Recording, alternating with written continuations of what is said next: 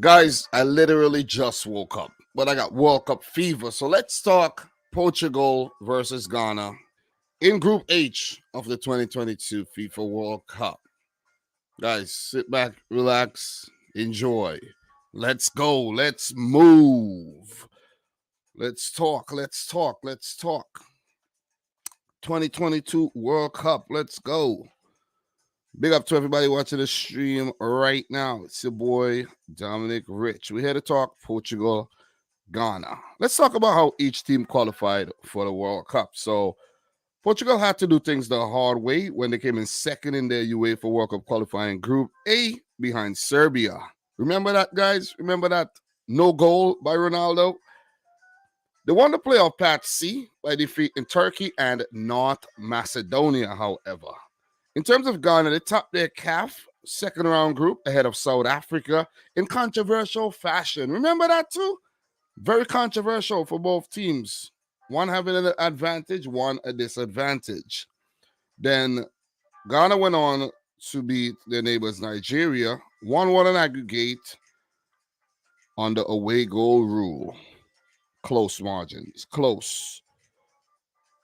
Let's talk a little bit about both teams.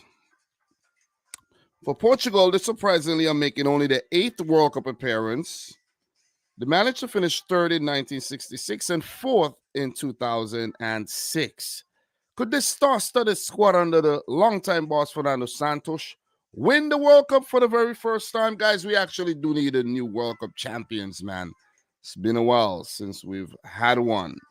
So for Ghana, they're making only their 4th appearance at the finals, having only debuted in the 2006 edition. Currently under a fairly new boss in Ado. This young Black Stars team dream of actually reliving the glories of 2010. Let's talk a bit about the head-to-head between the two teams. They have only ever met once before, and that meeting came at the 2014 World Cup in the group stage. Portugal won the game 2-1. What we got to talk about is the form for both teams going into the World Cup, and let's just hit the back button and we go straight to the Portugal team there, and we're going to go down to the fixtures and we're going to just delve into the form before the World Cup. So we just talk here briefly about the fixtures. We go down. All right.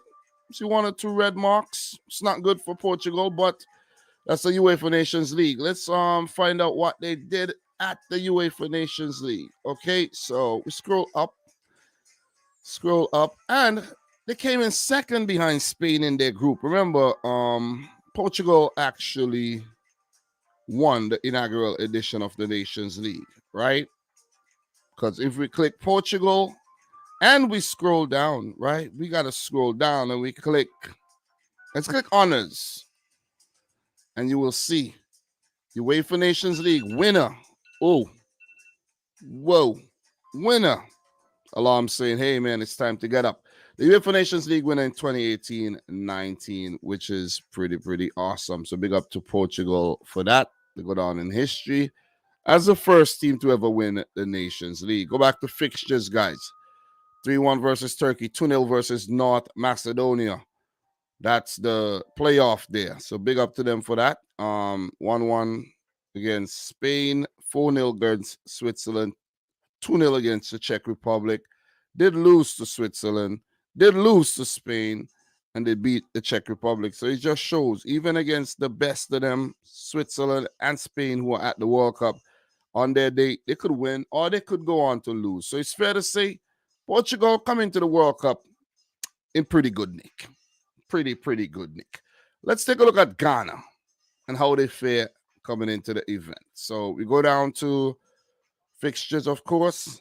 And oh man, it's a lot of red and yellow. Not good.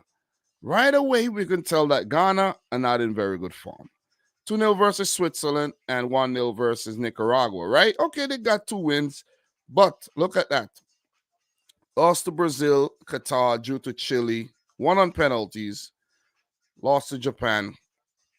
You got Central African Republic, a 1-1 draw. They beat Madagascar. That was the game where they qualified for the World Cup. That was the first match. And lost to Comoros there in the AFCON. Not a very good AFCON campaign, I gotta say. You know what I mean? That's where most of the red came, and then during the summer. So it's fair to say Ghana looking suspect, definitely. So with that being said, guys, let's get into players to watch for both Portugal and Ghana. Right? The Portuguese squad is so stacked up, guys. I didn't write anything down at all because I just wanted to talk about the team. I just wanted to go through the team and talk about the team. Of course, it's led by Cristiano Ronaldo, but let's start with the goalkeeping department. It's stacked up, man. It's stacked up. Diego Costa is the number one these days. Jose Sa and Rui Patricio, worthy backups, man. Woo. Defense, Pepe. The man's 39 years old, one of the oldest players at the World Cup. Ruben Diaz rose up the ranks really fast. Dallo is looking good for right back. You have the likes of Nuno Mendes for left back. Also, Rafa Guerreiro could play left back. Danilo Pereira, defensive midfielder, or he could play as a center back. João Cancelo, versatile left or right, wherever you need him. And the breakout star, Antonio Silva. We go into the midfield. Powerful in João Palhinha, William Carvalho. These guys are powerful. Ruben Neves, powerful. But then you have the skill of Bruno Fernandes, João Mario, the youngster Vitinha, Mateus Nunes, and Otavio could provide some flair as well. We go into the forwards. This team is stacked up. Okay, of course, led by Cristiano Ronaldo, the phenom João Felix. Rafael Leao has stole the spotlight. And of course, guys, Gonzalo Ramos has been on fire for Benfica. Bernardo Silva is reliable. And you have Andre Silva and Ricardo Hurt. I talk about the whole squad. This squad is stacked up. Guys, how far do you think they could reach? Do you think they could go on to win the World Cup? You never know. Possibilities are endless. Let's take a look at Ghana. The youngest team at the World Cup, I have to say. Youngest team at the World Cup along with the USA. This Ghana team questions. Because look, you see, no recognized goalkeepers. They recognize goalkeepers injured. Wallacott, Ofori injured. Defenders, big up to Tariq Lamptey. He's new in the squad. Dennis Odoi. Wow, he's playing the World Cup. He's 34 years old. Mohamed Salisu got some quality. One of the other new boys coming into the team. Then you have the likes of Daniel Amate, the warrior there, and Abdul Babaraman been around for some time. So, look, we go down. Midfielder, Thomas Partey is the leader in the midfield, and Mohamed Kudus is one of the breakout stars for this team. Big up to Kamaldeen Suleimania. He would definitely provide some flair. Forwards, Jordan Ayew, Andre Ayew, the Ayew brothers are still the very core of this team. And the big man, Iñaki Williams, I'm really curious to see how well he's going to do for this team. So, look, we're going to move, and let's talk a bit about fun facts, right? Was I lazy with the fun facts again? Best believe I was. So Cristiano Ronaldo holds the record for the most goals scored in international football with 117. He needs 9 more caps as well to be the second player ever to reach 200. For Ghana, they achieved one of the best World Cup finishes for an African team by reaching the quarterfinal in the 2010 edition, joining Cameroon and Senegal as the only African teams to have got to the quarterfinals. Guys, let's talk a bit about my prediction for this. My prediction. How did I wake up feeling? Portugal, Ghana. Do you think it's a mismatch? The only meeting was a win for Portugal back in 2014. I think both teams did get eliminated still, right? If I'm not mistaken. Can't remember so far back. You know what I mean? I'm getting old. But this Portuguese team under Fernando Santos is stacked up, and we know the only problem with this team might be Fernando Santos and his tactics, archaic tactics, where he probably does not know his best 11. He's probably going to not pick the right 11. And Portugal could be a disaster waiting to happen like Argentina and Germany. Almost Belgium too. Denmark performance. You see what I mean? A Croatia type performance. Who knows? Could this Ghana team stun Portugal, sending shockwaves to the world? Because it's a mismatch on paper. They're going to need a massive effort. But it's possible. We saw that it's possible. Could they be inspired by the likes of Saudi Arabia, Japan, to go out there and get a massive result here on match day one against Portugal? Portugal are going to have most of the ball, right? But what do we know? Who knows? It might be Ghana with most of the ball. They may take the game to Portugal. You have to be brave. You got to be bold. You can't sit back and get smashed up. You can't. You see what I mean? You cannot pull off a Costa Rica. Ghana, you can't be about that life. You got to follow Tunisia and Morocco and go out there and get a result. Because Senegal didn't. Let's see what Cameroon does today.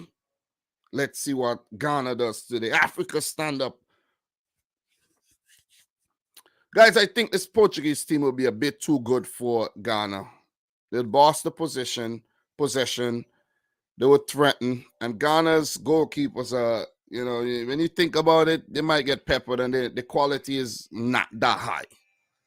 It's a big gap in quality here for both teams. And it would be a great disappointment for Portugal if they walk away with nothing less than a win here. Guys, I'm going to go for a 3-0 win for Portugal. Ronaldo to redeem himself after his whole Man United debacle, maybe with a goal or two. They're too stacked up. They're too powerful. Rafael Leao looks good. Nuno Mendes down the left. Maybe João Cancelo or Dalot down the right. The defense is going to be tough to beat. Not impregnable, but it's going to be tough. Are we going to see the first red card today? Pepe, who knows? But 3-0 to Portugal is my prediction, guys. So, question of the day. Would an African team ever win the World Cup in our lifetime? Guys, I don't know. I can't say yes. It's very hard to fathom. But you never know, man. You never know. Where there's a will, there's a way. So, guys, there you have it. My preview for Portugal-Ghana for the 2022 FIFA World Cup. First round of games are winding down. I'm so happy. We're going to get into the second round and we talk permutations and all that good stuff.